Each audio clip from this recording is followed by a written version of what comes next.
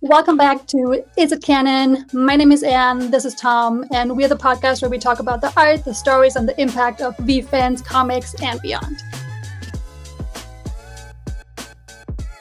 Today is the first time we finally get to talk about these stories in the first comic, actually two of them, and we have a very special guest, the one and only DJ Coffman. DJ, how are you? Hello. I am fantastic. Thank you so much for being here.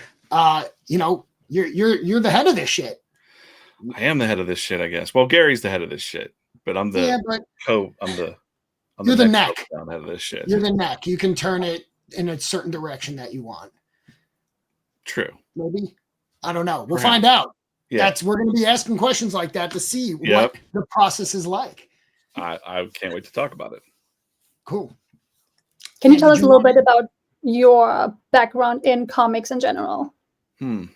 Background in comics. Well, I mean, long story short, I did it for full time for 13 years, and I was really fortunate to do that. But I also had cartoon tunnel vision my entire life.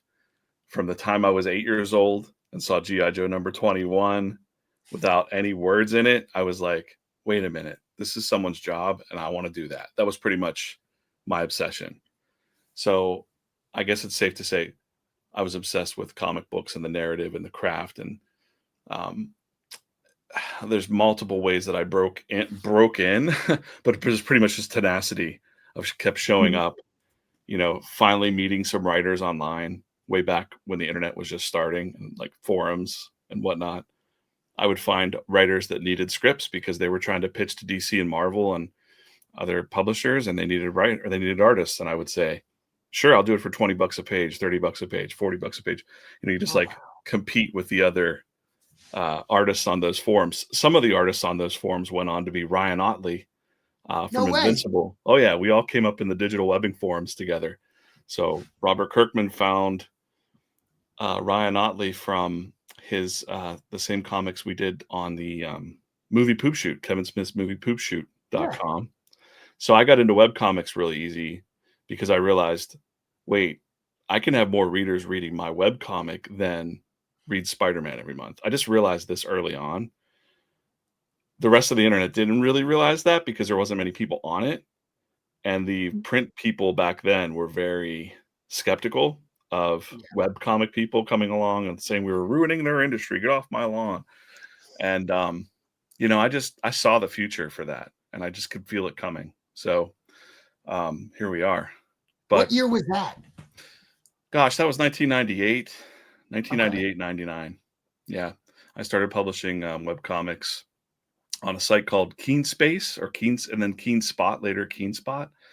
And I think I was one of the first 9 cartoonists to just be publishing my stuff constantly without even knowing I had readership or anything like that.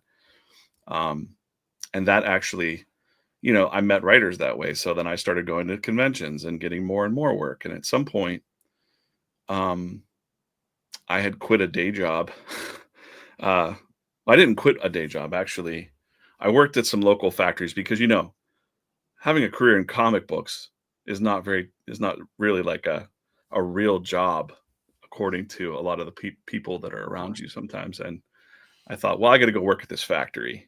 Because if I get the factory job, I'll get the benefits and everybody will really respect me.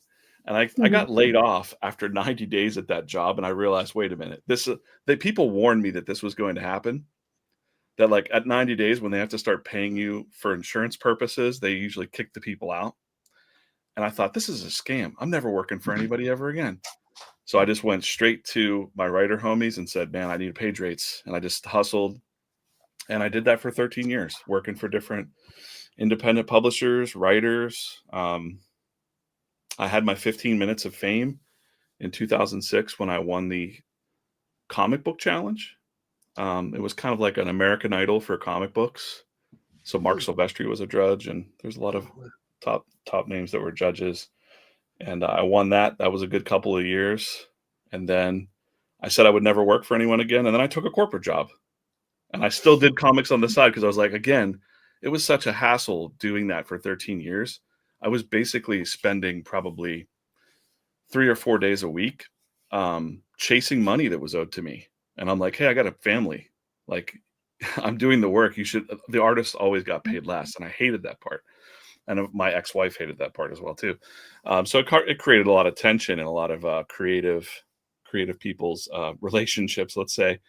And I thought by taking a corporate job that I would solve that again. Like, oh, there's this magic thing that I can do to get benefits and a salary. And I ended up trapping myself there for 12 years. So, but I still did comics on the side, and I was happy to do that. So that's a long answer to my journey in comic books, but yeah. Well, but it was a long journey and fascinating too. Because funny enough, like I'm doing my first read through of Invincible right now. You recently posted something about a friend of yours or something that you're like, if you're into Invincible, you'd be into this.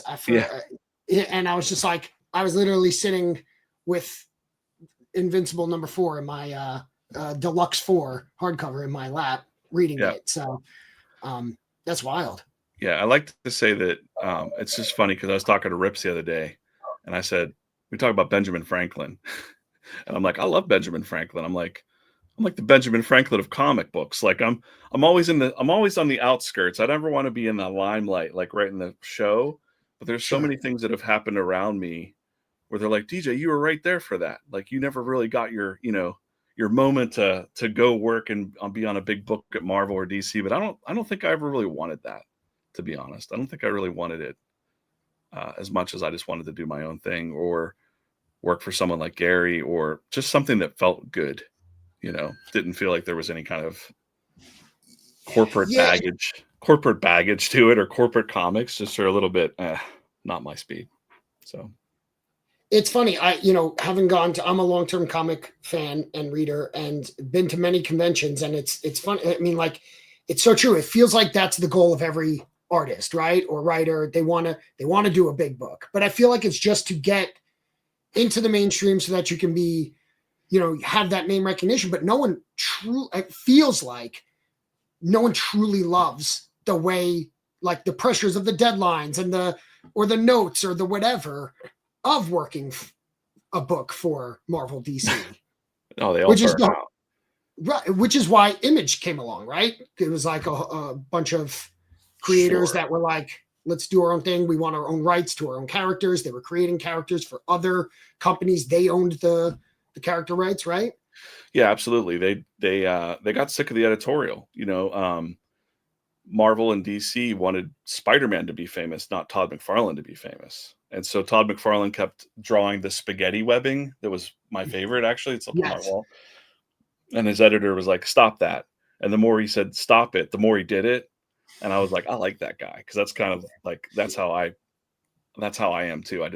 I could really relate with that. Like, don't tell me not to do it. I'm going to do it even more, at least when I was younger.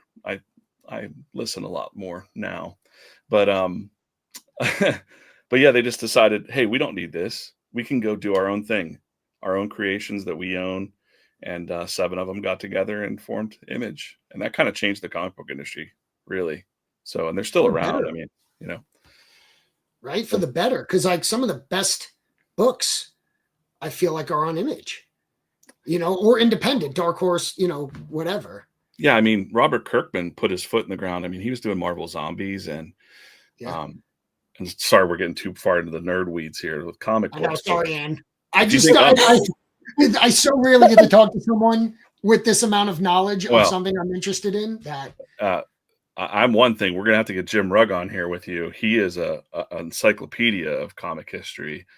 But Robert Kirkman, he was working for Marvel Zombies and stuff like that.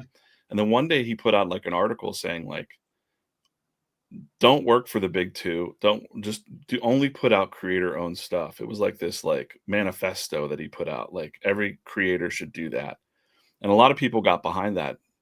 I mean, I was a commercial, like I was a hired gun. I was a mercenary. Like if somebody would have come and offered me a script that wasn't like against my my moral compass or something, I'm probably going to do it to pay the bills. That's just kind of the working class cartoonist kind of thing. But I like that. I think that's still the spirit of Image. And yeah, I like all those guys. Okay, sorry, Ann, that I feel like it's good too, because we don't just want to have the VeeFriends community in it. We want people who are into comics too. We want both sides. Like someone like me who's like listening to you guys, I can pick a lot of stuff up that's completely new to me. Like I'm completely new to VeeFriends Comics, like comics in general through VeeFriends. Like that's how a lot of us are gonna learn, like who to look up, like who to research more, like which comics to look into besides just VeeFriends. I feel like I like having that. There's so many people like you guys who really have knowledge around it, who I can now tap into, like, hey, what is another comic if I'm really into this genre? Who should I read next? To really get to know more stuff. Yeah, and that's great. That's part of what VeeFriends is doing too, and what Gary's doing, and what all of us are doing really is bringing more people into the fold. That's important to someone like me, other people that you meet like Jim Rugg, and a lot of hardcore, even Rob Liefeld, all those guys. They'll all tell you that we love comic books so much and the craft of comic books. And I say it on my stream all the time, but it is the greatest storytelling medium in all of human history, from the time that people drew on cave walls, or I could tell you a story in the mud, and I'll have cinema people come at me, like movie people go like, oh, movies. And I'm like, movies are just a bunch of pictures put in order. Panel, panel, panel, like it's sequence. It's just really fast. So it's all sequential art and it's all storytelling. But the reason I say it's the best is because it can kind of transcend human language. Even I don't need to be able to speak your language to tell you a story. And I think that's kind of like this magic unlock for people, or I can get a really complex idea across in just a few panels that makes you go, oh, whoa, or you'll hear stories about like those little chick tracks, those little religious comics, or we put out the farm fights one. And, little pamphlets like that helped topple the government of Iran. You know what I mean? Like, so ideas are really powerful, and that's exciting for, a storyteller to think about. Like, it's almost like with great power comes great responsibility.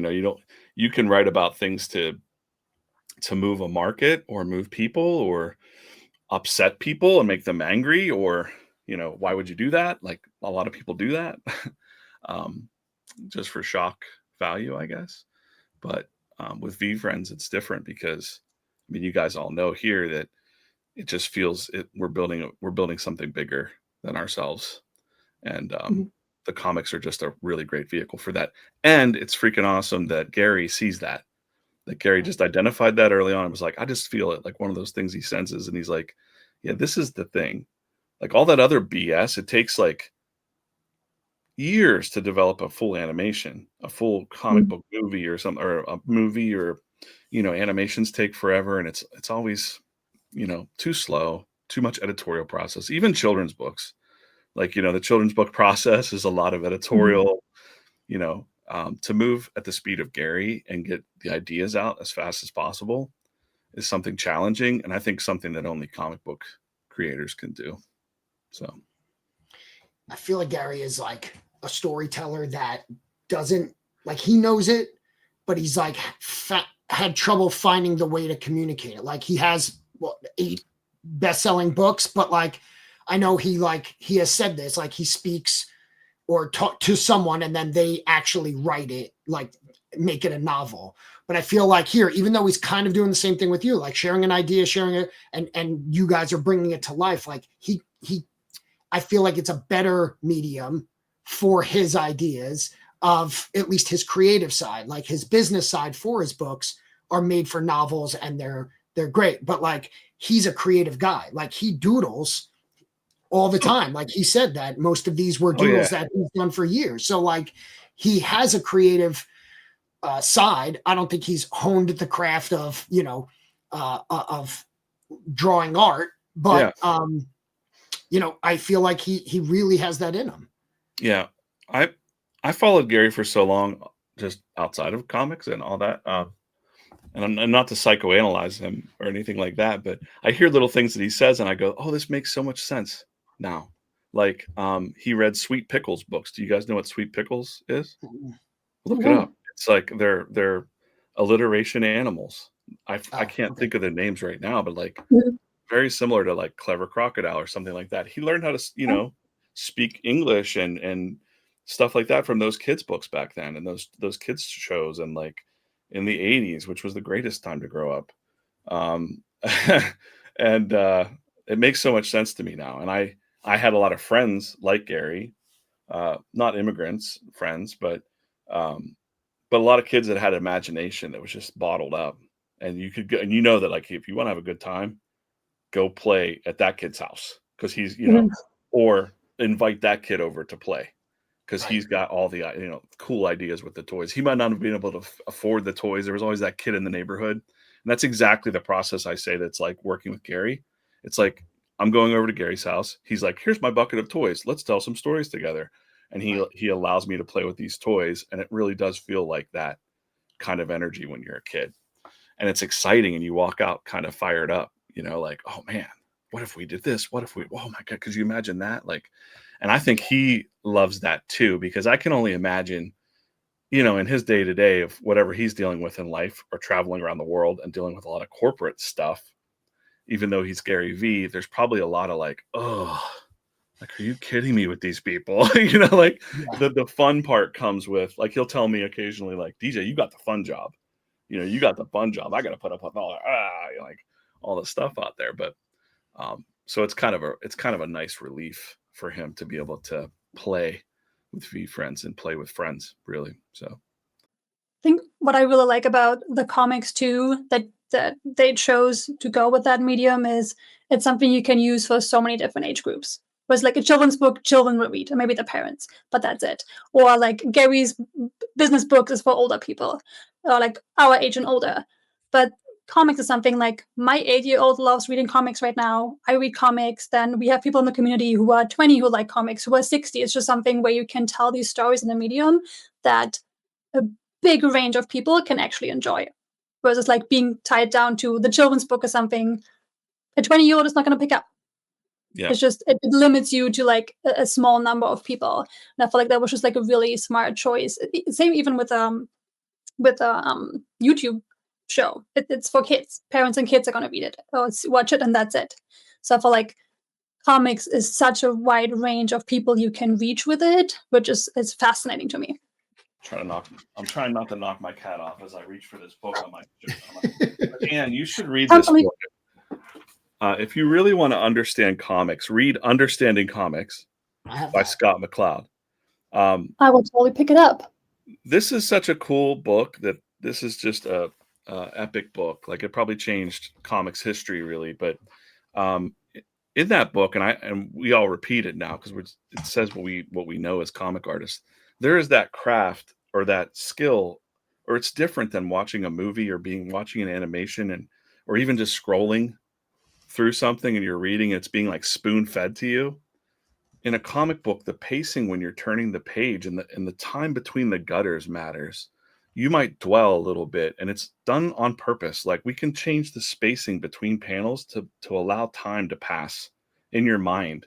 Mm-hmm. So now you're part of the process. The reader is part of the process of, wait, what just happened on that page? Or when you turn that page and you get that reveal, it's like, whoa, right? That's all built into the craft of how a good storyteller builds comic books. And it's something we take very, very seriously on the comics team for sure. So. And I have that book. I can try to see if I can dig it up, but either way, that's great. And Scott McCloud, he wrote The Sculptor, which was, I remember being blown away by that. Yeah, he's fantastic. Yeah, he's a master. All right, so I could talk to you all day about super deep in the weeds nerds stuff, but like, being that, like, and that's the dynamic we want to have. And that's why me and Ann did team up for this. Obviously we're big VeeFriends people. Me having a longer term comic book knowledge and understanding, and being new, we can kind of appeal to both subsects. So we want to have both, ask the questions that can appease to both. But, I would assume anyone who's listening to this episode, when it comes out, is going to be very familiar of who you are and that VeeFriends has comics. And that's going to be the immediate crowd. Maybe one day there's going to be people who don't. And this is, something they can refer to. However, you've been in comics for, you were doing that for 13 years. And then after that 13 years, it was 12 years at a corporate with comics on the side. Sure. I worked for Spreadshop, which was basically merchandise for YouTubers. So my job was to create the t-shirt designs for PewDiePie and like the original YouTube set that was out there. So I did that. It was a fun job until So it it's still wasn't. creative. Yeah, it was still creative until it wasn't. Like you start to, when you're good, you start to go up that corporate chain. And I think by the end of it, I was listening to things like Gary saying, like, if you're unhappy at your job, you should quit. And I knew it, but I was like, boy, I can't, because I keep going up in salary and I keep going up in, like I was pretty much the co-director of North America at the end of it. And I was like, I don't know if I want to stay. I don't want to spend my day in spreadsheets. I would like to spend my day working on storytelling and art. So, yeah, I mean, as you climb a corporate ladder, the job gets more boring. It really does. Yeah. If I had to try to, I know the path that you're saying is like, how did I get from that to working at VeeFriends? I'll try to do it really quick. Was all my YouTube homies who would be like, DJ, why aren't you making comics? What are you doing? And I'm like, I'm just doing stuff on the side. They're like, you should launch a channel. You should put out your stuff. And I'm like, I will. And finally I decided, I was like, I'm going to do it. I came back from Vid Summit that year and I was sick. And I was like, well, that was an excuse, because like now I can't record because I've got a bad voice and whatever. Mm-hmm. And I saw that tweet from Gary that said hiring a cartoon. It was interesting because I wanted to specifically do comic strips, not comic books. I'd done comic books and I was like, I want to go back and do adventure comic strips, and no one wants to do that. No one cares. And my friends were like, who cares, man? Someone will care. Your people are out there. You'll find them. The algorithm will find those people if you put out your work. So they convinced me and I was like, going to do it. But then when I just said, nobody cares about comic strips. And the tweet specifically from Gary says, hiring a comic strip writer and designer must have 5 years of experience, because he wanted somebody serious to do it. And I just knew immediately, I was like, I can do that. Like, I understand Gary. I had a little experience with VeeFriends, and away we went with the comic strips. So your journey in VeeFriends is fascinating to me because, right, there's the story, I think that's legend at this point, where they were like, you went through interviews and all this stuff, and like Andy or someone said like, this is our guy, but then they were like, we want you to put out one comic strip a week or a couple a week, and you're like, no, we're going to do this every day. Yeah. Which is awesome. As soon as I saw the tweet that night, I started sketching. I didn't go live that night at 2 o'clock in the morning. The next night I was live. I had a roundabout way of like, does anyone know anything about VeeFriends? And by a connection through my wife, she knew, hey, talk to this Jeremy guy. He knows. So Jeremy knows. So I had called Jeremy up and I said, hey man, I don't know you, but I was like, VeeFriends, what are the top characters? Because I don't know anything about these characters. I can't find anything. There's no stories. And he's like, well, that's the problem. There's no stories, right? Like there's not much. He's like, so it's basically pick what you want. It was in a very Jeremy way. He was like, just choose what feels right to you. So I was like, you know what? Okay, I'll do that. But I told him, I said, I'm going live tonight on my YouTube channel. Here's my link. So I guess when I went live, now I know this from behind the scenes, when I actually went live, Jeremy must have texted it out. We have text chains and say, hey, check out this dude. He's up drawn VeeFriends Comics. Andy and May and like the core team, I think maybe even Gary himself, because they were like, dude, this is crazy. They listened to my first live stream and my wife was on it. I'm kind of sick. I'm coughing. I'm like, oh, excuse my voice or whatever. It's still up on my YouTube channel. I'm talking about how I would do a modern day comic strip and what I would do. I was putting out my whole plan of what I was going to do myself. And Andy told me, he's like, I was just listening going like, man, your ideas are way better than our ideas. Like we got to, we should get this guy. So the second night that I was doing it, Andy came in the chat and said, hey, you want to have a phone call? And I did. And the next day I had a call with Andy. And then about 2 weeks later, I had my first call with Gary. And Gary was just like, I've watched all your stuff. I know all about you. We can make this meeting short. This is your job. There's no one else for it. Can you do this for the next 50 years? And I was like, well, I'll try. I'll try to lose some weight and stay alive for 50 years. Let's see. And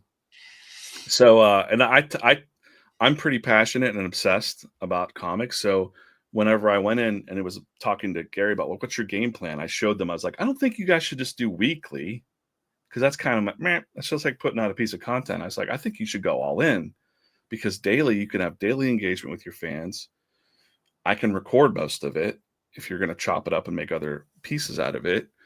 And it just seemed like a sound. And then we could collect them into trades or comic books or whatever we wanted to do in the future. And they were like, okay, if you think you can do it. And so I was like, all right, let's go. And so I just fired up that engine. So, and I was ready to go. I was like, wow, someone's going to pay me to do the thing that I love the most.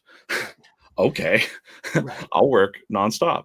So, yeah, that was the So comic strip. Yeah. When did it transition from like, okay, comic strips are doing well, we love it, to like, we want to do printed books? Well, it was February or maybe even January, my first year, like, because I'd started kind of in the fall. I started a little bit earlier than people know behind the scenes. So like, Gary texted me going like, here's an idea for a comic strip. I'm like, this is wild. Like, this is crazy, right? Like, I'm at the coffee shop and Gary's like, okay, we have Persistent Penguin and this character, they're playing video games. And it was like, wow, this is cool. Like, he's pretty much writing the text of the comic for me. The gift goat. So suddenly one day I got a message saying, hey, DJ, do you know anything about, there's a member on our team. I'm not going to call them out because, it wasn't like everyone should know this, but they're like, hey, do you know anything about a person named J. Scott Campbell? Are they good? And I was like, what do you mean? Like, I didn't know what context we were talking about. I'm like, yeah, I guess if that's, it's everybody's style subjective, but yeah, he's a big deal. And when you Google him and you look at his stuff, it seems like a lot of, cheesecake type art or whatever. So how would that fit VeeFriends? Like, it might be a little confusing to people internally. Like, how would we use J. Scott Campbell? And I'm like, what are we talking about here? And it turned out that was the gift goat idea. Gary had the vision of putting out a comic book, just one comic book. There wasn't a plan for a multiple line of comics at the time. Oh. Gary said, I want to put out a comic book and I want to make sure that the VeeFriends get it first. The gift goats get it because I'm going to build this already knew that what he's saying. I'm going to build this for the rest of my life. I want them to have VeeFriends #1. It's going to be the holy grail of all time. Years and years from now, you're going to be like, oh my God, I've got Disney Comics #1 or whatever. Like, right. And, no pressure. But they originally, I think it was just I heard some murmurings like, oh, it's just going to be a poster. It's going to look like a comic cover by J. Scott Campbell, and it'll be a print that they give out. And Andy said, I said, are you guys going to do a comic book, like a real comic book? And they're like, do you know someone that can do that? You can't do that, DJ, because you're already you can't draw everything. And I was like, well, I could. And then they're like, no. Can you find someone else that could draw like you, or is there anyone else like you? And I said, I'll search my Rolodex of homies, but I said I could write it, right? I could write that comic book out real fast. And so I got Chris Faison. So Chris Faison came from that because I was like, there's only one other guy that I know that takes it seriously. He's in need of work right now. Perfect timing. And he's fast. And let alone to the story, there was no approval for that story. There was no real I had bits and pieces of things behind the scenes. There were things that Gary said that are recorded that I listened to. I was given a lot of recordings that were very eye-opening. As a matter of fact, that's where the ninja story idea came from, was one of those recordings early on, because it just stuck with me. Like, Ninja was a skateboarder? What? Like, how did that get missed? So I just kind of took a few bits and pieces and said, I'm just going to throw this together in a layout format, and then we're going to get time with Gary and pitch it. And that's what we did. We had a few different pitch meetings where we had some sketches. We had some rough drafts, very rough drafts, and walked through the story, reading it almost panel for panel. And Gary was like, wow, this is he could see right then, oh man, this is cool. This is really fucking cool. And he threw some, I forget the things that he was like, oh, don't put it here, change the setting here, change that kind of stuff. It was a very editorial kind of process, but the dialogue specifically, he likes to read the copy, and some of the copy that I might've just, I'm not married to any of this. That's what I told Gary. I'm like, you're not going to hurt my feelings if you say you don't like something. These are just your toys, and I'm just giving you a story that based on everything that I know so far and the vibe you want. And from there, that comic came together, and we all felt really good about it. I tried to make it, I've got that, I show this Post-it note off a lot, but the laugh, cry, think, or feel is something in marketing or storytelling that if you can do one of those things, it's great. If you can do 2 or more, it's awesome. So I'm always using that as like a North Star in anything that I make. Is like, how can I make you think about stuff, have a couple laughs, but also maybe cry? And that's what makes a really good story. It makes a good commercial, makes good everything, conversation as well. And I think I was like, yeah, I nailed it. You know, I kind of knew when I did it. I was like, but it sat there for months because it was such a long process to do it, back and forth at the first. And there was a lot of that project got delayed too, just because we did double foil. You've seen it. There's double foil there, so there's a green and a gold, and finding people that were willing to do that and make it meticulous, because we wanted to get good grading at CGC, because I was like, no one just wants to get a bunch of 8s that have been dinged up by a bad printer. So there was a lot of quality assurance that went into that project back and forth, and then that was it. I thought that was a one and done. Like, maybe we'll get, no way J. Scott Campbell is going to do a full series. But yeah, we'll leave it at that. Like, it was just like, it was one and done. It was like, this is great. How are people going to read it when it's slabbed? I kept saying, I'm like, wait a minute, if it comes slabbed, how are people going to read this? And we all went, huh? And Gary said, we'll give the stories away for free. And I was like, I love that you're speaking my language. Why not let everybody read the stories for free? Everybody knows Peter Pan. Everyone knows the greatest stories in the world. Everyone knows them for free. So Gary knew this too and was like, let's just give them out. That's so on brand for Gary too, because that's like the jab, right? That's the jab, jab, jab. Like he gives away all of his business stuff for free here that people charge for classes and all this stuff. That's a very on brand thing. Give it away. And it's hard to retrain yourself to think that way after you've been told for so many people, like, you should sell those brushes. You should sell that information. You should package this into a course. It's really hard to untrain what you've been learned. Like, it's okay, because you're going to get a lot more value and a lot more authenticity just by sharing what you know, and sharing those stories and your knowledge. You can have a course and sell, the stand challenge is going on. People are doing, there's an old marketing thing called teaching sells. It was a thing that they sold back in the 90s. It's the same thing they've been selling for a long time. If you've got knowledge, you can sell it. People will pay for it. Even if it's like, I know how to fold paper origami.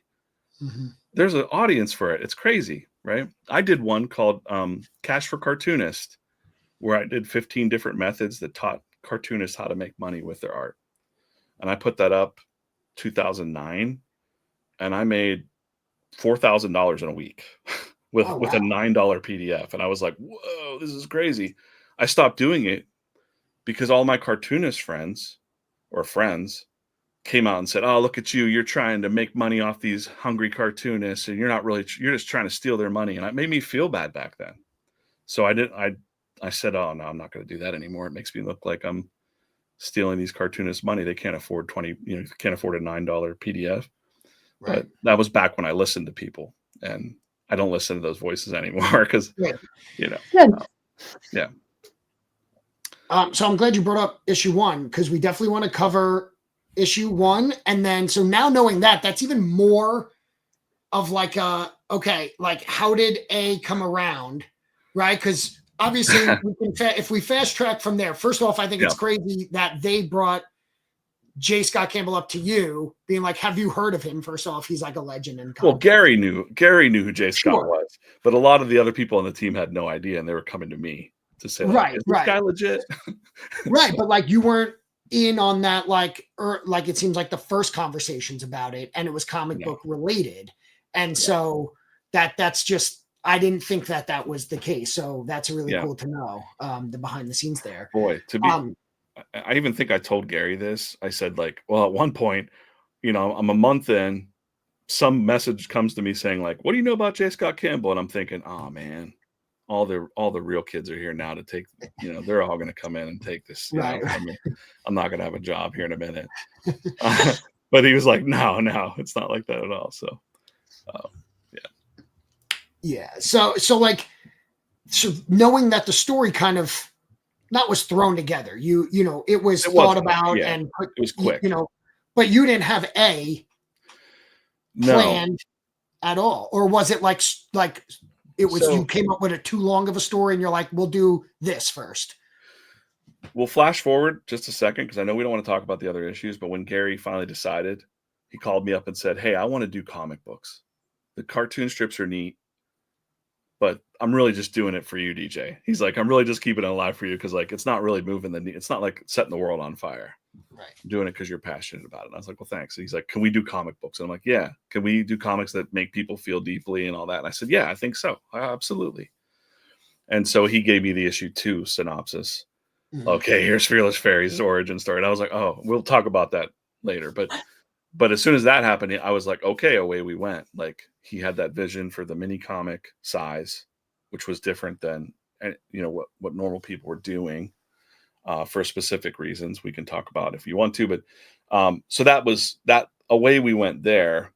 We didn't have the comic summits or anything like that to guide us yet. So it was pretty much just like DJ, hot take, ba ba ba ba ba, go. And I'd be like, all right, do. I'd get to work, get back, get time with Gary, be like, here's what I came up with. Approved, not approved. Like it was a real fast-paced situation. Going back to, let's just dive deeper into issue 1. Before I came up with issue 1, I thought for what Gary said he was wanting to create, something big and beyond the surface level storytelling, which I speak in my language. He said, "I really want to go deep. How do we go deep?" And so I was like, okay, what the fuck are VeeFriends? Where are they? Who are they? Where do they come from? What is it? No one could tell me. Gary's would be like twinkle in his eye, go, "I know, but I'm not telling anybody." I'm like, okay, well, that's great, Gary. But I'm trying to play with these characters here. So I proposed a model, which you saw in 1A. Like it's a model of reality and I got everybody on a meeting. I was like, I'm just gonna propose this. If you guys don't like this, we never have to say this out loud. I was like, but it's first dimension are your thoughts, just you, your id. And the second dimension is everything that you could write down or think or write, like your thoughts, you and your thoughts. Third dimension is the world that we're living in, and also the world that the VeeFriends live in. So like, I'm like, oh, look, the VeeFriends are real. So I would be saying online, like the VeeFriends are real. Like these are not just trinkets and toys. Like somehow they're affecting you, like when you collect them and you're having a feeling about them and you don't even know their stories and you're still like, this is the best thing ever and you don't know why.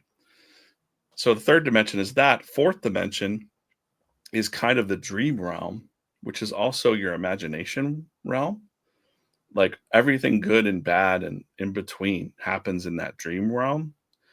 But it's also the realm where Walt Disney created Mickey Mouse and where Stan Lee created Spider-Man. And each one of those little bubbles or balloons or clouds or whatever forms their own fifth dimensions. So Marvel Universe, Disney, whatever, Pixar, VeeFriends. So Gary created VeeFriends. And so I said, so then in the fifth dimension of VeeFriends, there's this 5-island thing. I drew the 5 island. Everybody's like, okay, that's pretty cool. Like what? And because I was trying to think of it like a video game. Because one of the other things in the bucket that I was given a bucket of toys, which I didn't have a lot of context. Now I've got all the context where I'm like, oh, okay. I didn't really have to worry about that. Because Gary's like, you didn't have to worry about any of that. Like you could have just went with whatever. But I'm glad that it came about this way. The NFT backgrounds.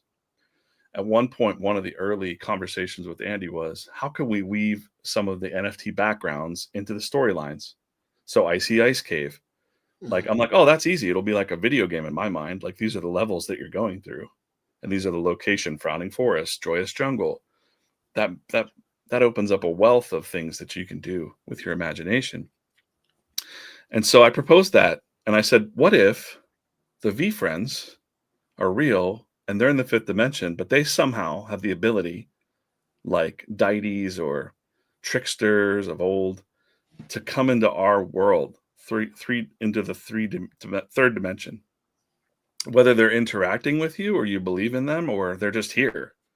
And it was one of those things where I was just proposing this. I was like, I don't know what this means, but this is the model of reality that we're all living in. And perhaps, and I've added to this, was the V is like intuition and logic. You can live your whole life with logic and fail. You're doing everything right. You're taking that job. You're doing that thing that you're supposed to do, and it doesn't work out, and you feel like a failure at the end. Or you can live your life with just intuition, and that doesn't work out if you're only trusting your gut your whole life and not using any logic. But when you put the two together, the balance, it becomes how you win, how you really win at whatever you're doing in life. You ascend, you become enlightened, you go to heaven, whatever it is that you think. But when you don't, that piece of consciousness that you are has to do it all over again, like a video game. So whether it's, some people believe in reincarnation or coming back, or it's a video game and you're just doing it over and over and over again until you get it right. So that's also something that I didn't know at the time. And this is so wild when you're dealing with the powers of the imagination. You'll find that certain things start to connect to other things. And as I was doing research about the thing that I just thought I made up, someone said, like, that sounds like the big toe theory. And I was like, what's that? It's the theory of everything, from a physicist named Thomas Campbell, who then also had a random piece of content on X talking about people with intuition that have that superpower. And Gary Vaynerchuk is mentioned in that piece of content that he has. Wild. And I was like, like, what is happening? The world we are in a simulation or something, right? And that was just fun, because when you play life like that, even though that might not be true, that could all be bullshit. It doesn't matter, because it makes life seem more magical when you're playing, right? But I just always watch those coincidences, because I don't believe in coincidence. I think like, ooh, that's something.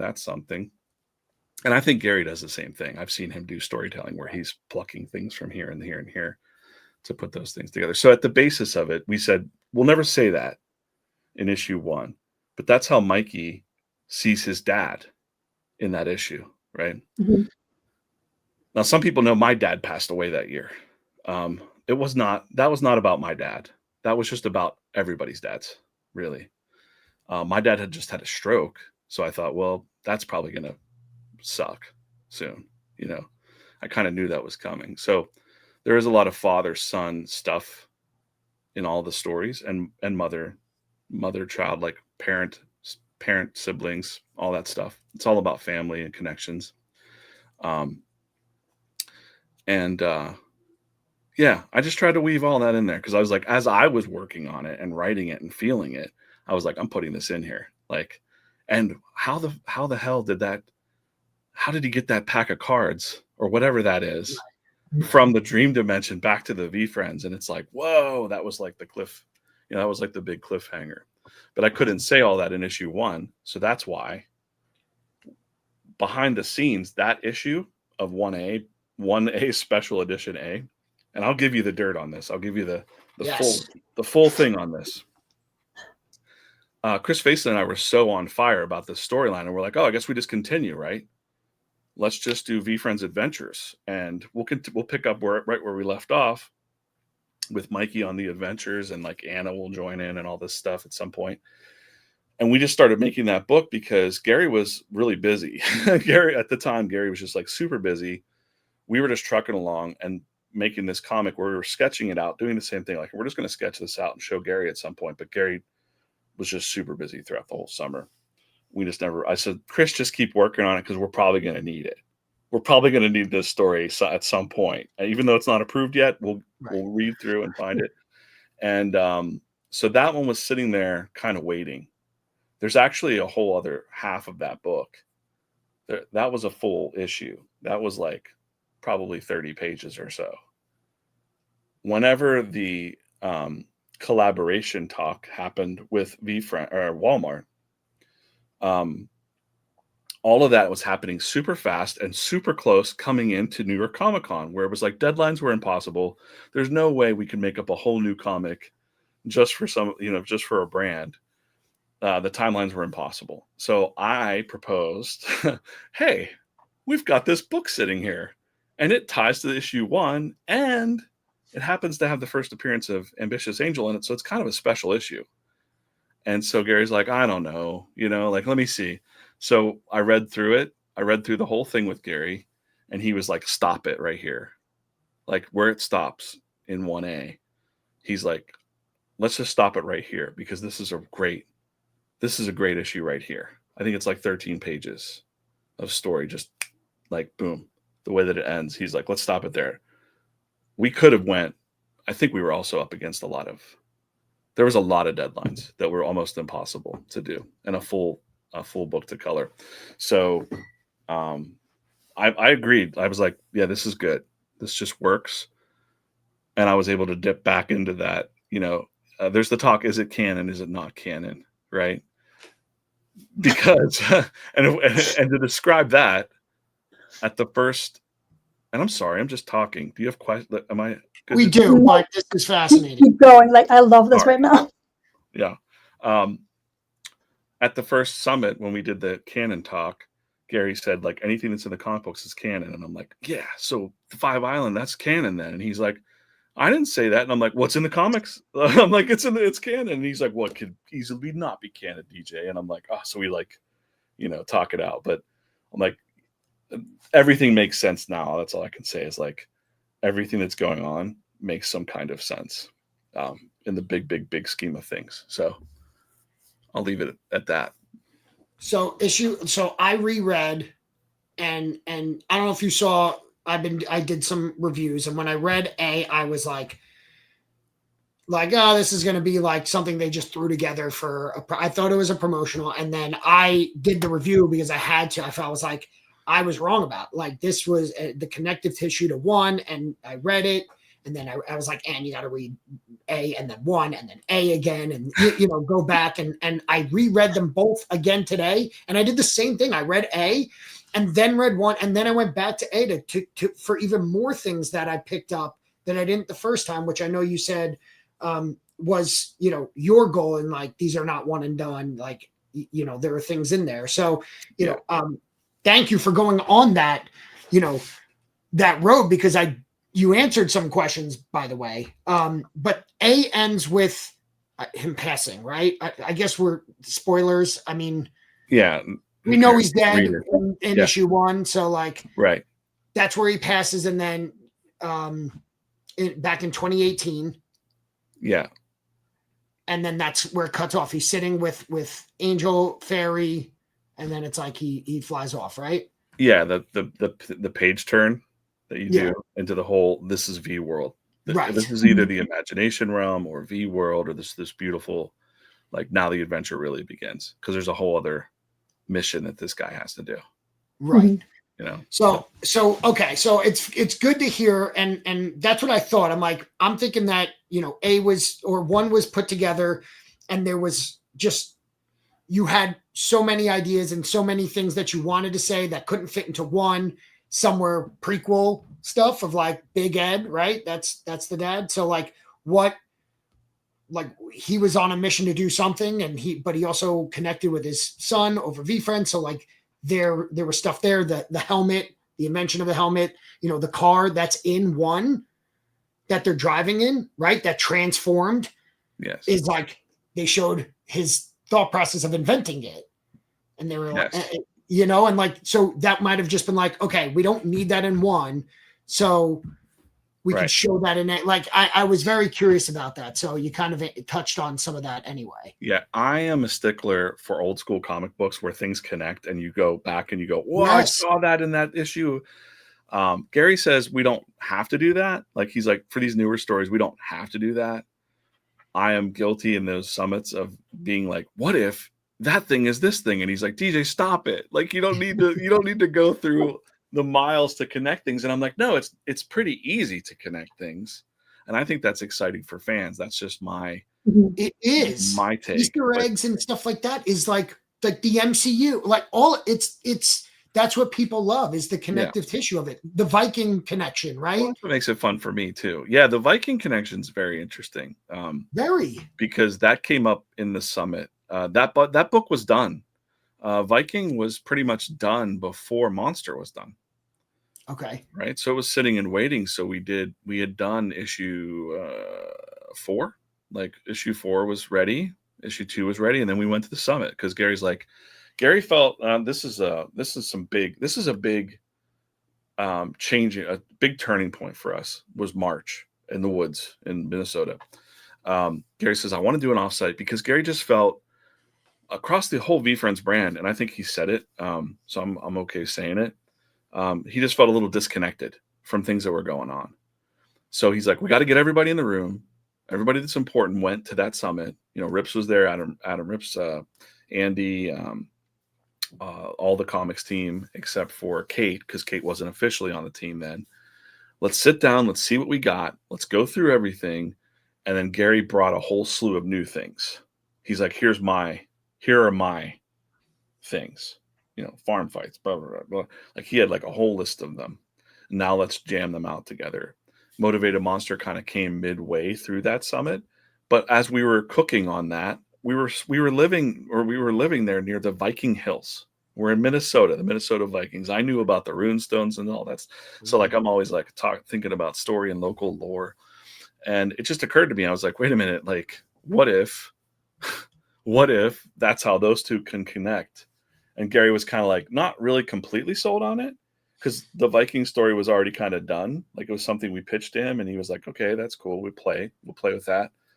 But we went with it because I was like, what if in Motivated Monster, as it is, we see that his grandfather wasn't, or his descendants were not losers. Like, and what's the coolest thing that we had going on at the time? This badass Viking, right? So I'm like, just to show that. And it seemed like, okay, here's this. It could have been a third tier character, you know, or something like that in Marvel, where they're like, let's pull this, this superhero out of the bag and like make him cool. But Gary was very passionate also about Versatile Viking, because he was like, you got to show this guy's versatility and to survive on wherever he's at. You know what I mean? Like, I love that. And yeah. So well, I'm glad that you're doing that, because as a comic fan, I appreciate it, and it gets me excited. So I can tell, like, you know, you have a passion for doing it, and like you said, it's fun for you to do.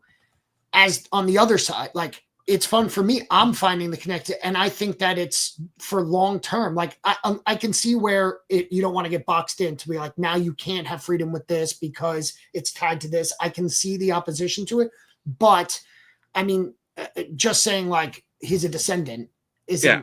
I don't think that changes anything. Yeah, I think a lot of things changed at that summit, and that's what kind of was like this eye opener for everybody, especially Gary and Andy. They were just like looking at each other, locking eyes, going like, "Oh man, we should have done this from the start." You know, they said it a couple of times, like, I wish we'd have done this from the beginning. This is what we needed, this energy. But the canon word came from that, because it's like, is it canon? If it's in the comics, it's canon. That was one of the rules that Gary set.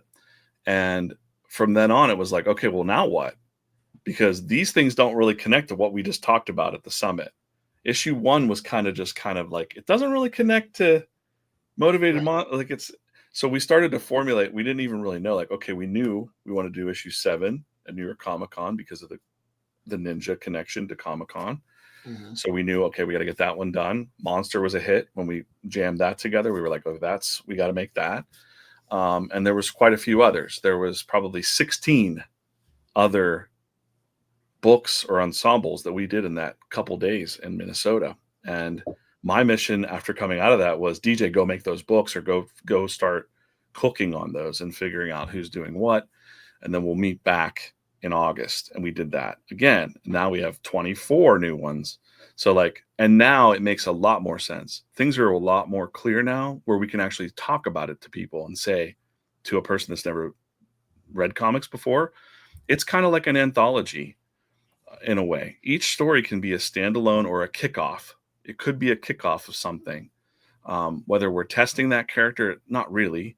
We're just saying we're proposing it to you. Now introducing Versatile Viking. Would you like to see more of this?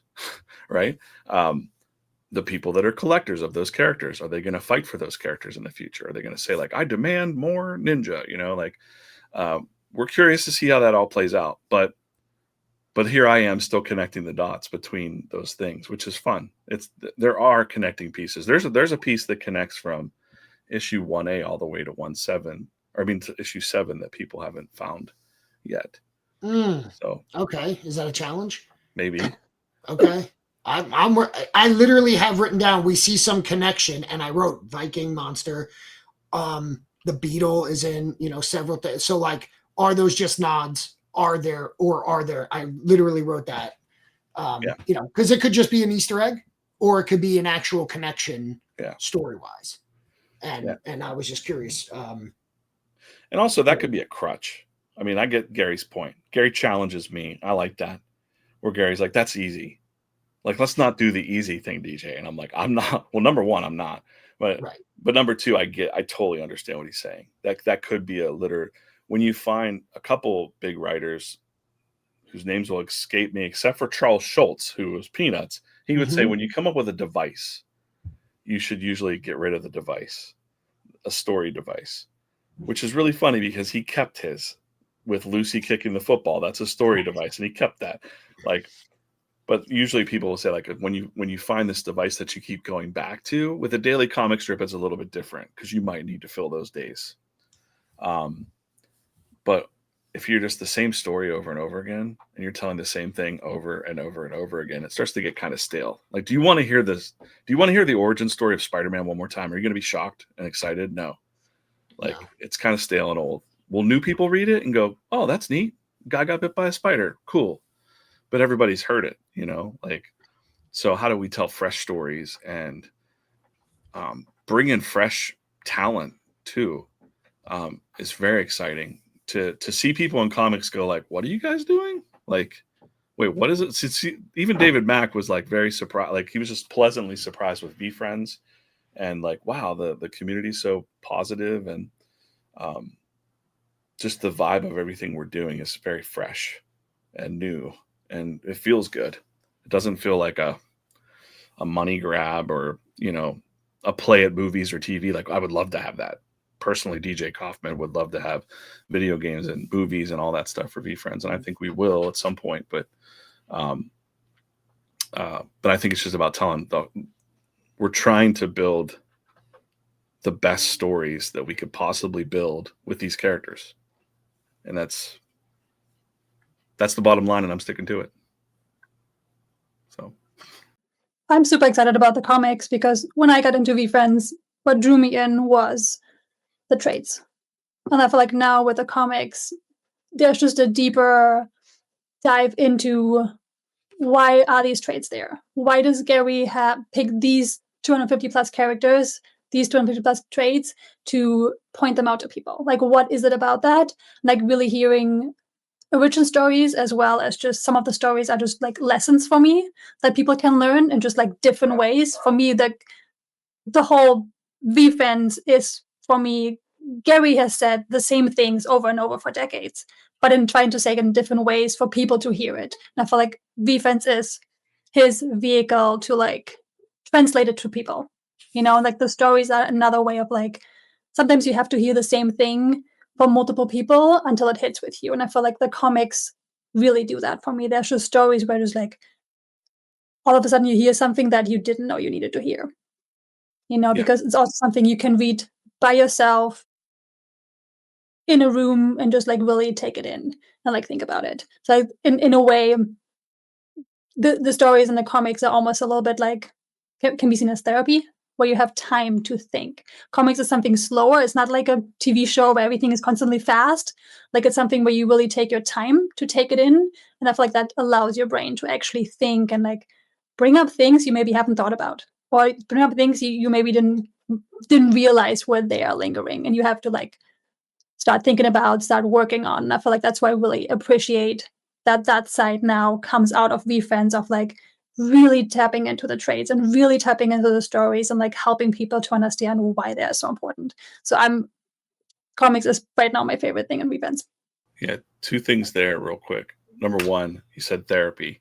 At some point when I was working with the social media, we were doing the comic strips, and they became pretty, formulaic, where it was like person problem, VeeFriend solves it, we hit you over the head with the trait, and it was very much like, here's the thing, here's the lesson. And I was like, I don't know if I really liked that too much. I don't think Gary really liked that too much either. So with issue 1, I really tried to like bake in all the traits without beating you over the head with it. Flexing Fox is flexing, he's never driven cars before, but he's flying this vehicle. You know, like there's a lot of that I tried to do with every single character. Got their, if they're in a band, they got their solo, like their little piece of something, right? And I'm proud of that. And that's kind of how I try to write the VeeFriends now, even with like Notorious Ninja and whenever I write them. And when you said therapy, I was working with one of the social media managers at the time, and we were talking a lot about what other companies like VeeFriends was doing, like Pudgy Penguins or other NFT projects, and like seeing them as competition. What are they doing on their socials or whatever? And I studied jobs to be done theory, which everyone should look at if you're really into marketing and stuff, jobs to be done theory and disruptive marketing. And I said, well, wait, you can really find your true competitor. And I identified it really fast, because just being on live streams and hearing so many people say exactly what Ann just said about, like, this feels like therapy. Like I'm finding friends, I'm finding deeper connections to things, and I feel seen and heard, and it's making my life better. And I said, our real, like I said, hey guys, you should probably go look and see what BetterHelp is doing. That's our real competition, is BetterHelp, or an app, because we're free. I mean, technically we are free. Like, you can read these stories, you can be a part of the community. You don't have to buy anything. You don't have to own an NFT. You don't have to buy from the streams. We would love it if you did, but I'm sure Tom would love it if you did as well. But there's a community there. I mean, I know a couple people that have not really bought much just because they either can't afford it or whatever, but they're really deep into the stories and the vibe of the community. And that's so powerful. Like, I'm trying my best to lean more into that, as I'm the creative director at VeeFriends now. And like, we're really trying to lean into that kind of feeling across everything that we do, really, which is, you know, can be a powerful thing. You're doing what for issue 5? No. These are the stories I want to tell. And that changed the trajectories. We got to go. We got to go this way, guys. So issue 6 was actually something so shocking happened, and she gasped, and he goes, boom, we're doing that just because of your reaction right there. And she was like, no. I'll show you one of my new favorites if you want. You know, I could show you some Gary B. We need a pickle VeeFriend. I was like, wait, is that real? And Rich was like, yeah. I'm like, get out. And you know, if I could go back and redo issue, I would do it differently. That's one of the reasons that 3 issues all dropped at once at New York Comic Con, because I will tell you this, breaking news, there might only be